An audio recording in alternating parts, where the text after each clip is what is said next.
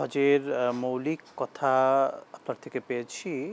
যে বিষয়টি জানতে চাওয়া, বিশেষ করে মহিলাদের ক্ষেত্রে তারা কি মাহরাম ছাড়া হজ করতে পারবেন কিনা, বা এই হজে কিংবা ওমরা সফর করতে পারবেন কিনা?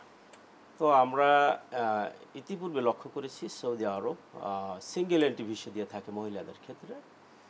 তো মূলত মহিলাদের হজ ফরজ হওয়ার জন্য অতিরিক্ত শর্ত হলো তাদেরকে মহরম থাকতে হবে। জি। অর্থাৎ যদি একদিনের বেশি তার সফর হয়ে যায়, মুসাফির হয়ে যায়, তাহলে অবশ্যই তার সঙ্গে মহরম থাকা বাধ্যতামূলক। জি। এটা মহিলাদের হজ ফরজ হওয়ার সঙ্গে অতিরিক্ত একটি শর্ত। নিঃসন্দেহে শুধু টাকা থাকলেই মেয়েদের হজ ফরজ হজ হবে ফরজ না। হবে না, অবশ্যই মহরম থাকতে হবে। জি। তো সৌদি আরব যে কাজটি করেছে, যে সিঙ্গেল এন্ট্রি ভিসা, মূলত এটা আমাদের শরীয়হ যে বিধান বা ইসলামিক স্কলারদের বিধান, এটার সঙ্গে এটা সাংঘর্ষিক। এটা মূলত তাদের পার্সোনাল বা তাদের নিজস্ব কার্যক্রম, হয়তো আর্থিক কার্যক্রমের জন্য করেছেন, কিন্তু শরিয়া এটা আসলে সাংঘর্ষিক। অবশ্যই মহরম বাধ্যতামূলক। অর্থাৎ আমরা সৌদির বাইরে থেকে যারা সফর করছি সরাসরি, হজ এবং অর্থাৎ ওমরা আমরা করব, যারা অবশ্যই মুসাফির হয়ে আমাদেরকে যাচ্ছি, মহরম প্রয়োজন। নিঃসন্দেহে আমাদেরকে মুহরিম অবশ্যই লাগবে, একজন সেই ব্যক্তি আমাদেরকে লাগবে।